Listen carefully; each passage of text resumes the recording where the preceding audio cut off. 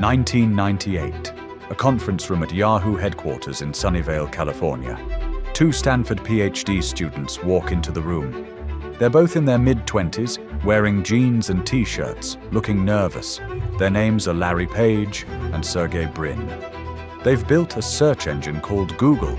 It's better than anything else on the internet. Faster, more accurate, more relevant, and they're here to sell it to Yahoo for $1 million. $1 million for Google, the company that will one day be worth over $2 trillion. The company that will define internet search for the next 3 decades. The company that will make Yahoo irrelevant. They're offering to sell it for $1 million. Yahoo's executives listen to the pitch. They look at the demo. They see how fast Google is, how clean the interface is, how good the results are. And then they say no. Yahoo doesn't need to buy a search engine. Yahoo already has search. It's not their focus. Yahoo is a portal, a directory, a media company. Search is just one feature among many. Why would they spend $1 million on something they already have? Larry and Sergey leave empty-handed. 4 years later, in 2002, Yahoo realizes their mistake. They come back to Google and offer $3 billion. But now Google wants $5 billion. Yahoo says that's too much.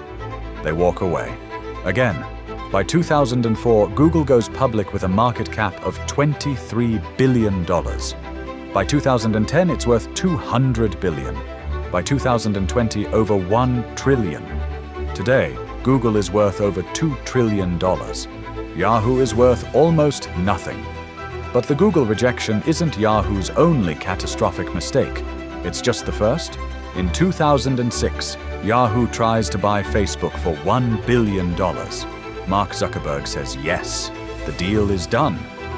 And then, at the last minute, Yahoo lowers the offer to $850 million. Zuckerberg walks away, insulted. Today, Facebook is worth over $1 trillion. In 2008, Microsoft offers to buy Yahoo for $44.6 billion. Yahoo's board rejects it, saying the offer undervalues the company. They believe Yahoo is worth more. They're wrong. By 2016, Yahoo sells its core business to Verizon for $4.8 billion, less than 11% of what Microsoft offered. 3 catastrophic decisions. Google for $1 million, Facebook for $1 billion, Microsoft for $44 billion.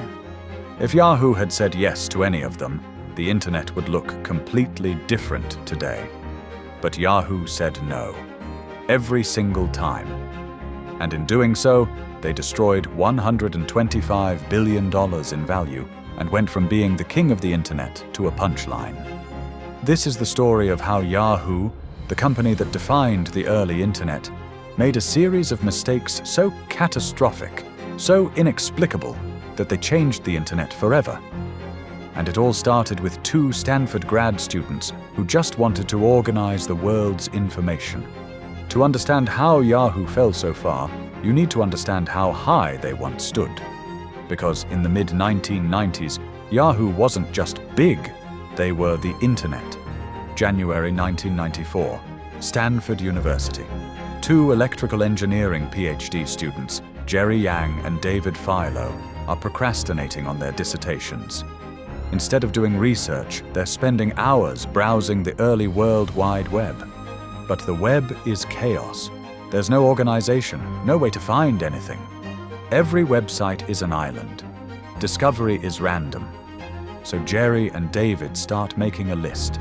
Their favorite websites, organized by category: sports, news, entertainment, technology. They call it Jerry and David's Guide to the World Wide Web. It's just a simple directory hosted on a Stanford server. But other people find it useful. Really useful. Traffic starts growing, hundreds of visitors a day, then thousands. By the end of 1994, Jerry and David realize they have something. They rename their directory Yahoo, which stands for Yet Another Hierarchically Organized Oracle. It's a terrible acronym, but the name sticks. They incorporate the company, raise funding, and move to a tiny office in Sunnyvale. Yahoo's timing is perfect. The internet is exploding. In 1994, there are fewer than 3 million people online. By 1996, over 36 million. By 1998, over 140 million.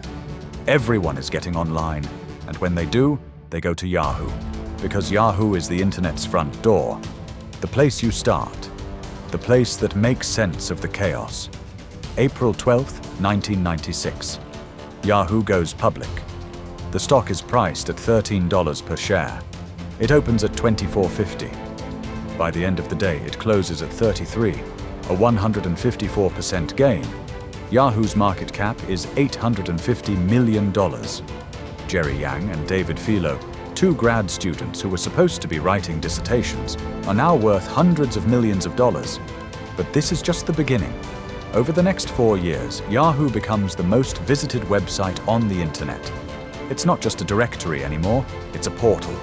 Email, news, weather, sports, finance, shopping, chat rooms, message boards. Everything you need is on Yahoo. You don't need to go anywhere else. Yahoo's strategy is to be the internet's homepage, the place you start every session, and it works. By 1998, Yahoo has over 95 million users. By 2000, over 200 million. The company is generating over $1 billion in annual revenue, mostly from advertising. Banner ads, sponsored links, premium placements. Advertisers are desperate to reach Yahoo's massive audience, and Yahoo is charging premium rates. January 3rd, 2000, the height of the dot-com bubble. Yahoo's stock hits an all-time high of $475 per share. The company's market capitalization is $125 billion. Yahoo is worth more than Disney, more than Boeing, more than General Motors. Jerry Yang and David Filo are billionaires. They're on magazine covers. They're internet royalty. But even at the peak of Yahoo's dominance, the seeds of its destruction are being planted. And they're being planted by two Stanford PhD students in a garage, Larry Page and Sergey Brin, 1998. While Yahoo is becoming a media empire, Larry and Sergey are working on a research project at Stanford. They're trying to solve a problem. Web search sucks. Existing search engines like AltaVista, Lycos, and Yahoo's own search feature rank results based on how many times a keyword appears on a page. It's easy to game. Websites stuff their pages with keywords to rank higher. Search results are garbage. Larry and Sergey develop a better approach. Instead of counting keywords, they analyze links. If a lot of websites link to a page, that page is probably important. If important pages link to a page, it's even more important. They call it PageRank, after Larry's last name. And it works. Google's search results are dramatically better than anything else available. Larry and Sergey launched Google in September 1998. It's just a search engine. No portal features, no news, no email. Just a simple white page with a search box. And it's fast. Really fast. Google can search the entire web and return results in less than a second. Yahoo's search takes several seconds. For users, the difference is night and day. But Larry and Sergey don't want to run a company. They're grad students. They want to finish their PhDs, so they try to sell Google. They approach several companies: Excite, AltaVista, and Yahoo. They're asking for $1 million. It's a bargain. Google is already processing 10,000 searches per day and growing fast. Yahoo's executives meet with Larry and Sergey. They see the demo. They're impressed by the technology, but they don't see the strategic value. Yahoo already has search. It's provided by a third party, Inktomi. It's not great, but it's good enough. And Yahoo's strategy isn't about having the best search. It's about being a portal, a destination, a place where users spend time, click on ads, and generate revenue. If Yahoo buys Google and makes search too good, users will find what they're looking for and leave. That's bad for Yahoo. Yahoo wants users to stay on Yahoo, browse Yahoo's content, click Yahoo's ads. Better search is actually counterproductive to Yahoo's business model. So Yahoo says no. They don't buy Google. Larry and Sergey are disappointed, but they move on. They raise funding from venture capitalists, they drop out of Stanford, and they start building Google into a company. Over the next few years, Google grows explosively. By 2000, Google is processing 100 million searches per day. By 2002, over 200 million.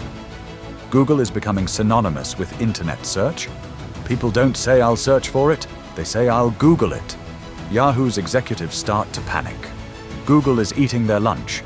Yahoo's search, powered by Inktomi, is slow and inaccurate. Users are leaving Yahoo and going to Google. Yahoo's traffic is declining.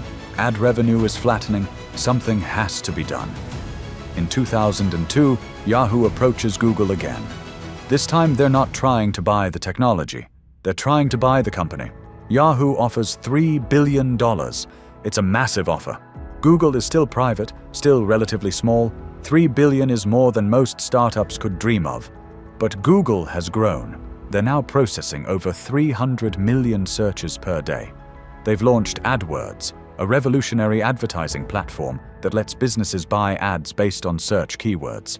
AdWords is generating hundreds of millions in revenue. And it's growing fast. Google's founders believe the company is worth more than $3 billion. They counter with $5 billion. Yahoo balks. $5 billion is too much. Google is just a search engine. Yahoo is a portal, a media company, a brand. Surely Yahoo can build or buy search technology for less than $5 billion. So Yahoo walks away. Again. Instead of buying Google, Yahoo decides to build its own search technology. In 2003, Yahoo acquires Inktomi for $235 million and Overture Services for $1.6 billion. Overture owns a search advertising platform that competes with Google's AdWords. Yahoo integrates these acquisitions and launches Yahoo Search, powered by its own technology. For a brief moment, it seems like Yahoo has solved the problem. Yahoo Search is competitive with Google. It's fast, accurate, and integrated into Yahoo's portal. But it's too late. Google has already won. By 2004, Google is the default search engine for most internet users. It's a verb. It's a habit. And Yahoo Search, no matter how good, can't compete with Google's brand and momentum. In August 2004, Google goes public. The IPO values the company at $23 billion. Within a year, Google is worth over $100 billion. Within a decade, over $200 billion. The company Yahoo could have bought for $1 million or even $3 billion is now worth more than Yahoo ever was at its peak. But Yahoo's mistakes don't stop with Google, because in 2005, a new threat emerges. A social network called Facebook. 2005, Facebook is barely a year old. It started as a Harvard dorm room project by Mark Zuckerberg and a few friends. It's a social network for college students. You create a profile, add friends, share photos, and post status updates. It's simple, addictive, and growing fast. By 2005, Facebook has over 5 million users. It's expanding beyond colleges to high schools and eventually to everyone. And Yahoo is paying attention. Social networking is the next big thing. MySpace, the leading social network, has over 50 million users and was just acquired by News Corp for $580 million. Yahoo wants in. In 2006, Yahoo approaches Mark Zuckerberg with an offer. $1 billion for Facebook? Zuckerberg is 22 years old. He's never made serious money. $1 billion is life-changing. He says yes. The deal is agreed upon. Yahoo's board approves it. It's done. And then Yahoo's stock price drops. The company misses its quarterly earnings. The stock falls from $33 to $29. Yahoo's market cap drops by several billion dollars. And Yahoo's executives get cold feet. If Yahoo's stock is falling, maybe they're overpaying for Facebook. Maybe they should lower the offer. So Yahoo goes back to Zuckerberg and says the deal is now $850 million. Not $1 billion. $850 million. $150 million reduction. Take it or leave it. Zuckerberg is furious. A deal is a deal. You don't renegotiate at the last minute because your stock dropped. He tells Yahoo to go to hell. The deal is off. And Zuckerberg vows never to sell Facebook. He's going to build it into something bigger than Yahoo ever was. And he does. By 2010, Facebook has over 500 million users. By 2015, over 1 billion. By 2020, over 2.7 billion. Today, Facebook, now Meta, is worth over $1 trillion. Yahoo could have owned it for $1 billion. They walked away over a $150 million discount. But even after missing Google and Facebook, Yahoo still has a chance to salvage something. Because in 2008, Microsoft makes an offer that could save Yahoo, and Yahoo rejects it. February 1st, 2008, Microsoft CEO Steve Ballmer sends a letter to Yahoo's board. Microsoft is offering to acquire Yahoo for $44.6 billion, $31 per share. It's a 42% premium over Yahoo's current stock price. It's one of the largest acquisition offers in tech history. Microsoft's logic is simple. Google is dominating search and advertising. Microsoft's search engine, Live Search, later rebranded as Bing, is struggling. Yahoo is the number 2 player in search, with about 20% market share. If Microsoft buys Yahoo and combines their search technologies, they can compete with Google. Together, Microsoft and Yahoo would have over 30% of the search market. That's enough to be a real competitor. For Yahoo, the offer is a lifeline.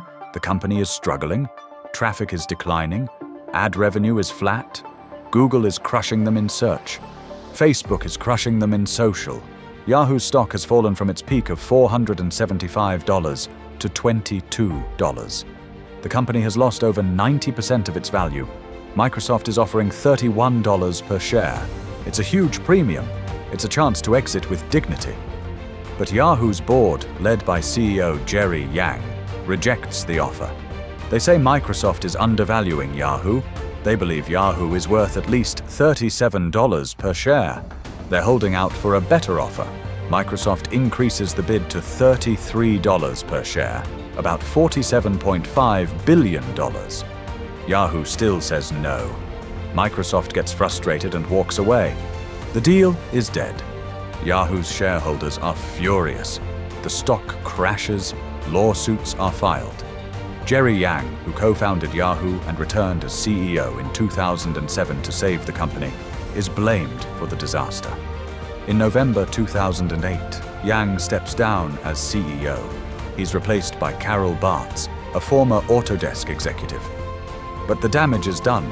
Yahoo has rejected a $44 billion offer, and the company will never be worth that much again, ever. Over the next 8 years, Yahoo spirals downward. Carol Bartz tries to turn things around but fails. She's fired in 2011. Yahoo goes through a series of CEOs: Scott Thompson, Ross Levinson, and finally Marissa Mayer. Marissa Mayer is hired in 2012. She's a former Google executive, employee number 20, one of the architects of Google's success. If anyone can save Yahoo, it's her. She's smart, driven, and has a plan. She's going to make Yahoo cool again. She's going to focus on mobile, on content, on user experience. She's going to turn Yahoo into a product company, not just a media company. Mayer spends billions on acquisitions. She buys Tumblr for $1.1 billion. She buys dozens of smaller startups. She redesigns Yahoo's products. She hires thousands of engineers. She throws lavish parties. She puts Yahoo back in the headlines. But none of it works. Yahoo's traffic continues to decline. Ad revenue continues to fall. Google and Facebook are sucking up all the digital advertising dollars. Yahoo is irrelevant. And then, in 2016, the final blow. Yahoo announces that it suffered 2 massive data breaches. In 2013, hackers stole data from all 3 billion Yahoo user accounts. Every single account. Names, email addresses, passwords, security questions, everything. And Yahoo didn't discover the breach until 2016, 3 years later. There's a second breach in 2014. Over 500 million accounts compromised. Again, Yahoo didn't discover it for years. The breaches are the largest in history, and they destroy what little trust users have left in Yahoo. In July 2016, Verizon announces it's buying Yahoo's core internet business for $4.8 billion. Not the whole company, just the internet business. Yahoo's other assets, including stakes in Alibaba and Yahoo Japan, are spun off into a separate company called Altaba, $4.8 billion. Microsoft offered $44.6 billion just 8 years earlier. Yahoo rejected it. Now they're selling for less than 11% of that offer. It's one of the most catastrophic value destructions in corporate history. Marissa Mayer steps down. She walks away with a severance package worth over $200 million. She failed to turn Yahoo around, but she's set for life. Yahoo's employees, shareholders, and users aren't so lucky. In 2017, Verizon completes the acquisition. Yahoo is merged with AOL, another faded internet giant, to form a new company called Oath, later rebranded as Verizon Media, and later still sold to Apollo Global Management for $5 billion. Today, Yahoo still exists. You can still go to yahoo.com. You can still use Yahoo Mail, but it's a shadow of what it once was. A relic of the early internet. A reminder of what happens when you say no to the future. Yahoo's story is not just about bad decisions. It's about a fundamental misunderstanding of what business they were in. Yahoo thought they were a media company, a portal, a destination. They measured success by time on site, page views, and ad impressions. They wanted users to stay on Yahoo, consume Yahoo's content, and click Yahoo's ads. But the internet was moving in a different direction. Users didn't want portals, they wanted tools, search engines that helped them find information, social networks that helped them connect with friends, platforms that helped them do things. Google understood this. Facebook understood this. Yahoo didn't.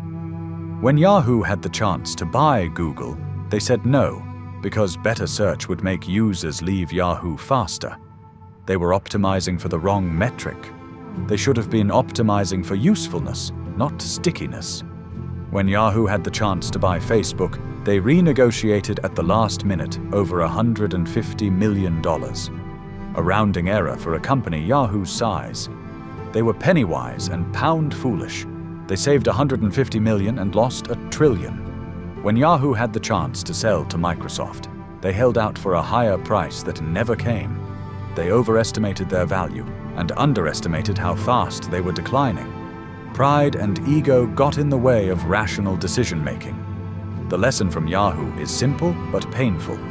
In technology, you can't stand still. You can't protect the past. You have to embrace the future, even if it cannibalizes your current business. Google understood this. They built Android, even though it competed with their web search business. They built Chrome, even though it gave users more control. They built YouTube, even though it was a money loser for years. Yahoo tried to protect their portal business. They said no to search. They said no to social. They said no to acquisition offers. And in doing so, they said no to the future. Today, Google is worth over $2 trillion. Facebook is worth over $1 trillion. Microsoft is worth over $3 trillion. And Yahoo? Yahoo is a footnote, a cautionary tale, a reminder that dominance is temporary and that the most expensive word in business is no. Yahoo had every advantage. They were first. They had the traffic. They had the brand. They had the resources. And they squandered it all. $125 billion in market value. Gone, because they said no to Google, because they said no to Facebook, because they said no to Microsoft. 3 decisions, 3 no's, and the king of the internet became a punchline. That's the $125 billion mistake that changed the internet forever.